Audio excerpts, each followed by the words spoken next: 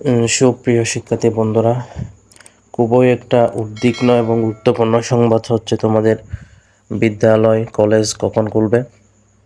যদিও এখনো সরকারিভাবে কোনো সিদ্ধান্ত হয়নি।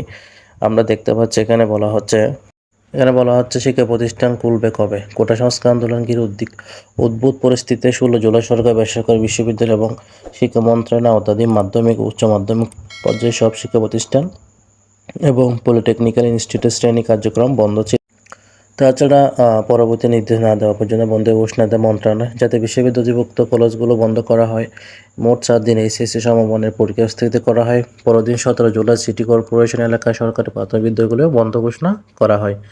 তার পরবর্তীতে বলা হচ্ছে যে শিক্ষা প্রতিষ্ঠান কবে খুলবে সে বিষয়ে কোনো সিদ্ধান্ত হয়নি। এ বিষয়ে সরকারি চাকরিতে কোটা প্রজ্ঞাপন জারির বিষয়ে গতকাল রাজধানীতে আয়োজিত সংবাদ সম্মেলনে সাংবাদিকের প্রশ্নের জবাবে আইনমন্ত্রী আনিসুল হক বলেন, যতটা সম্ভব শিক্ষা পরিবেশ ফিরিয়ে আনা যায় সে বিষয়ে সরকার যথেষ্ট আশা করতেও শিক্ষা প্রতিষ্ঠান খুলে যাবে। তারপর বলা হচ্ছে, একই সংবাদ সম্মেলনে শিক্ষামন্ত্রী মহিবুল হাসান চৌধুরী শিক্ষার্থীদের নিরাপত্তার বিষয়ে জোর দিয়েছেন।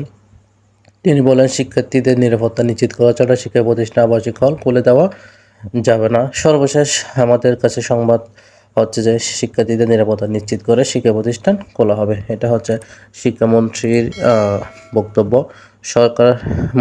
সরকারের মোতাবেক এটাও সিদ্ধান্ত যে যতক্ষণ পর্যন্ত শিক্ষা প্রতিষ্ঠান বা শিক্ষার্থীদের শতভাগ নিরাপত্তা নিশ্চিত না হয় ততদিন পর্যন্ত শিক্ষা প্রতিষ্ঠান খুলে দেওয়া হবে না। তাহলে আমরা আশা করতে পারি তোমাদের আরও অনেক দিন বন্ধ থাকবে, যার কারণে তোমরা তোমাদের সামষ্টিক মূল্যায়নের পড়াগুলো তোমরা প্রস্তুতি নিতে পারো।